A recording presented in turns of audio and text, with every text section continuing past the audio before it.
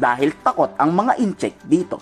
Pag nagtayo ang Pilipinas ng military base, makakadaong kasi ng permanente ang mga barkong pandigma ng Amerika at mas mabilis ang pagresponde sa giyera pag nagkataon. Bye-bye oil at natural gas na ang China.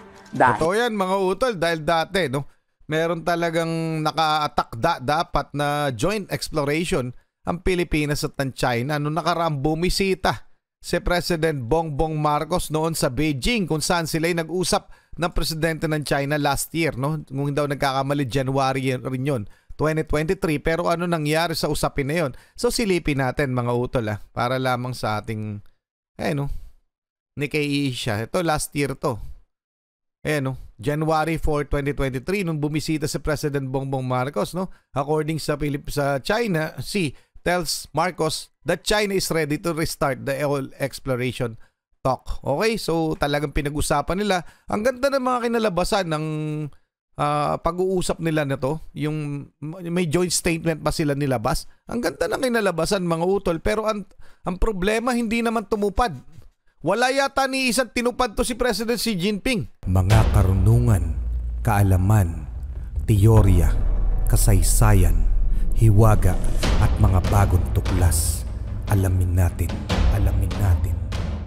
Matatandaan ay tinapik natin mga utol yung speech ni Mao Ning, yung spokesperson ng foreign ministry ng China, kung saan parang kinundi na nila o minamasama nila yung pag-congratulate ni President Bongbong Marcos sa nanalong presidente ng Taiwan, na tipong parang pinalalabas nila parang masama. Ito yung nasabing post na congratulation ni President Bongbong Marcos, and sa kung hindi daw nagkakamali, sa X daw ito, yung isang online app na dating Twitter. Kung hindi ako nagkakamali So hindi ko alam, wala naman yatang gumagamit sa atin dito sa Pilipinas. So wala akong ganito X. So on behalf of the Filipino people, I congratulate President-elect Lai Ching-te on his election as Taiwan next president. So dahil dyan mga utol, minasama ito ng China. At doon na pumapasok ang ating topic dahil si Mao Ning, yung spokesperson ng China, ay nagsalita tungkol dyan, di ba? Pero this time mga utol, si Xi Jinping naman, di umano. So aalamin natin ito, pinagbantaan si PBBM, malaking babalato sa Pilipinas, presidente ng China mismo ang nagbanta. Yan ang ating aalamin mula kay Melvs Castle. Pakisubscribe siya, pakilike na rin yung video, game na. Kakapasok lang na balita, si mismong Chinese President Xi Jinping na ang nagbabala sa buong Pilipinas. Pero bakit nagbanta ang Pangulo ng China sa atin? Kasunod to ng anunsyo ng Armed Forces of the Philippines ng pagtatayo ng military base sa okupado nating isla sa West Philippine Sea. Malaking banta raw to sa seguridad ng China para sa Taiwan. Pero yung pinamaganda natin talaga gagawin, yung mga island na pag-aari natin, kesa maagaw pa ng China, gawa na natin ng mga istruktura, no? Kung maaari, military base ilagay natin. Kung maaari lang. So, 'di ba? Kung hindi lalabag sa international law, kasi yun ang sinusundan natin mga utol. Pero ito China, 'di ba? Patuloy nilang ginigiit na kanila yung mga lugar na yan. Tuloy muna natin. Ng pagtatayo ng military base sa okupado nating isla sa West Philippine Sea. Malaking banta raw to sa seguridad ng China para sa Taiwan.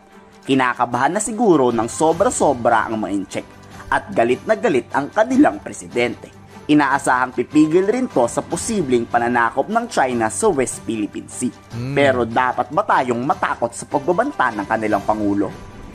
Uphold the One China principle.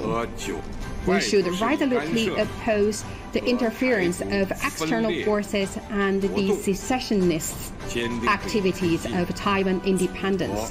We should unswervingly advance the cause of national rejuvenation and reunification. Pero sa totoo lang, no? Kumbaga, tayo naman wala namang sinasabing susuportahan natin yung Taiwan Ang presidente natin mismo, hindi naman sinabing ganun. Kinongratulate lang niya. Dahil siguro may magandang relasyon yung dating vice president na ngayon presidente na ng Taiwan, ang ating presidente at yung presidente nga na si Lai Ching-te. So, bakit minasama ito ng China? Na to the point na parang binastos pa. Mga utol, ko napanood ninyo yung speech mismo ni Mao Ning, binastos, in some ways, binastos doon si President Bongbong Marcos na keso magbasa-basa daw ng history na para malaman yung totoong nangyayari sa China at sa Taiwan. Parang ganun. So wala namang ibang ibig sabihin yung post ni President Bongbong Marcos, 'di ba? Pero dahil nga doon, mga utol, yun nga, nanggagalaiti itong China na para bang ang dating sinusuportahan natin yung independence ng Taiwan. Ganon yung pinalalabas nila, ha? Okay, tuloy muna natin to. Advance the cause of national rejuvenation and reunification. Paulit-ulit na lang ba ang Pilipinas na walang karapatan ang China na diktahan ng ating bansa sa mga nais nitong gawin dahil hindi tayo tuta ng mga incheck? Tama. Kayo, payag ba kayong utusan na lang tayo ng mga Chinese? Tutol kasi ang China sa pagtatayo ng military base sa West Philippine Sea dahil takot ang mga incheck dito.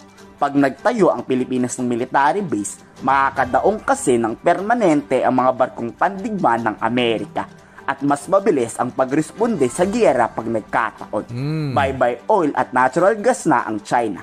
Totoo yan, mga utol, dahil dati, no, meron talagang naka-attack dapat na joint exploration ang Pilipinas at ng China. Noong nakaraang bumisita si President Bongbong Marcos noon sa Beijing kung saan sila ay nag-usap ng presidente ng China last year, no? Kung daw nagkakamali, January rin yun, 2023. Pero ano nangyari sa usapin na yun? So silipin natin, mga utol, para lamang sa ating Nikkei siya. Ito last year to. January 4, 2023 nung bumisita si President Bongbong Marcos, no? According sa China, tells Marcos that China is ready to restart the oil exploration talk. Okay, so talagang pinag-usapan nila. Ang ganda ng mga kinalabasan ng pag-uusap nila na to. Yung may joint statement pa sila nilabas. Ang ganda ng kinalabasan, mga utol. Pero ang problema, hindi naman tumupad. Wala yata ni isang tinupad to si President Xi Jinping. Hindi ko na sigurado, pero base doon sa mga nabasa ko noon na nilabas nilang joint statement ng Pilipinas at ng China, alos wala naman tinupad to. Binuli pa nga tayo ng binuli, mga utol. Ito po ay last year na usapin nila. Ewan ko ngayon kung mag-uusap pa itong dalawa na to, pero bukas pa rin naman ang pintuan ng Pilipinas sa pakikipag-usap sa China. Okay, mga utol? So hindi natin binibitawan yung posibilidad na mauwi pa sa maayos na usapin yung pangaagaw nila ng teritoryo sa Pilipinas. Okay, so ano masasabi nyo dyan? I-comment nyo na lang, tuloy muna natin. Yun lang naman talaga ang habol nila sa West Philippine Sea. They are within Philippine territory. That's none of China's business. Exactly. We don't build military structures in disputed waters. All those EDCA sites are within Philippine territory. So what's the issue here? Wala. Mahigpit na tinutulan naman ng dating senador ang panukalang pagtatayo ng military base sa West Philippine Sea. Delikado raw ang pagtatayo nito dahil posibleng gagamitin lang to ng Amerika sa gera tapos Pilipinas ang maaapektuhan pag nagkagulo. Tama kaya ang hinalang ito? Lagi nilang, teka lang, tuloy muna natin. To preposition weaponry, forces and material and everything else related to war. And they will be used by the Americans for a possible war with China. Yun sinabi ni Secretary Austin with China over the issue of Taiwan. Pero teka lang, mga utol, teka lang. Lilinawin ko lang rin to, ha. Hindi ko po siya kina-counter o kung ano pa man. Ang ibig ko sabihin dito, kapag natuloy naman talaga ang gera sa pagitan ng US at ng China, automatic naman damay tayo. Automatic na lang dahil meron tayong Mutual Defense Treaty. Ang akin, wala naman tayong kakayahan. Ang ating sandatahang lakas ng Pilipinas, wala naman tayong kakayahan na ipagtanggol ang ating bayan. Kung sakali magkakaroon ng gera, sabihin na nating hindi sa atin magsisimula. Pero wala tayong kakayahan. So, good thing na merong mga outside military forces na nandito sa Pilipinas at pwedeng dumaong o pwedeng magpadala na reinforcement dahil meron ng nakasteady na o nakaready na mga weaponries at mga personnels. Magandang bagay dahil hindi na natin kailangan mag-antay ng reinforcement pag tayo nilusob ng kung sino mang kalaban. Okay, so anong kinakatakot nila kahit anong mangyari? Maglagay tayo dito ng military access, ng military bases na o hindi ng US, madadamay talaga tayo pag nagkaroon ng gera dito sa Asia Pacific. Okay? At isa po talaga tayo sa pinupuntirya dahil isa nga po tayo sa inaagawan ng teritoryo. So bakit pa sasabihin natin na hindi tayo damay dyan? Damay na po tayo. Matagal na tayong damay. Ngayon, kung Taiwan, US, China lamang ang magkagulo, tingin nyo ba hindi papakialaman ng US yung Taiwan at China? Pwede talaga sila mauwi sa maayos sa usapan. Pero yun ang kailangan nating asahan. Pero yung sinasabi nila ng ilang Pinoy na masama, mali, na magpadala ng mga Americans o mga puwersang militar dito ang Amerikano, sa akin, hindi na usapin ng masama ba, madadamay ba tayo? Hindi, damay na tayo automatic dahil kita nyo ginagawa sa atin ng China. So ano masasabi nyo dyan? Ito yung opinion ko lamang. Paki-comment na lang ang inyong opinion. Tuloy na natin to. Puntahan muna natin tong isang report tungkol dito. China warns Philippines over President Marcos Taiwan's remark. Yung kinakanina, no? Na totoo talagang nagbanta, winarningan ng China ang Pilipinas, particular ang ating presidente, dahil nga daw we're playing with fire, sabi according do sa China. So yung spokesperson nila, talaga namang galing naman sa presidente, kaya nga spokesperson, ganyan yung kabastos yung salita para sa akin. We suggest that President Marcos read more books to properly understand the ins and outs of the Taiwan issue, so as to draw the right conclusion. Pero wala namang sinabi si President Marcos, kundi congratulatory lang. Kino-congratulate lang niya, hindi naman siya nag-i-interfere. So ang sinabi nitong mga to, kung ano-ano. Mao Ning said to Marcos' remarks constitute a serious violation of the One China principle, a serious breach of a political commitments made the Philippines to the Chinese side, a gross interference in China's internal affairs. Anong interference doon, mga utol? Ano sa palagay nyo? Diba loko naman talaga? Well, anyway, paki-comment na lang inyong opinion. Tuloy na natin to. So, yung Pilipinas has become an instrument of American defense in favor of Taiwan? Kung sa gyera idadaan ng China ang pagkupkop sa Taiwan, mapipilitan talaga ang Pilipinas na manghimasok sa posibilidad ng gyera. Pero bakit nga ba?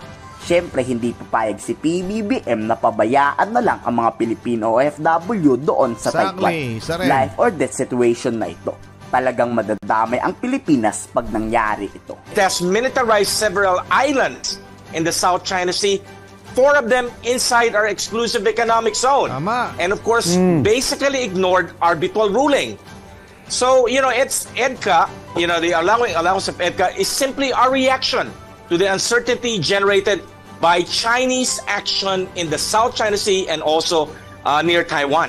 Marami. Tama, mga utol, ganun. Yun ang tugon natin sa ginagawa ng China, yung mga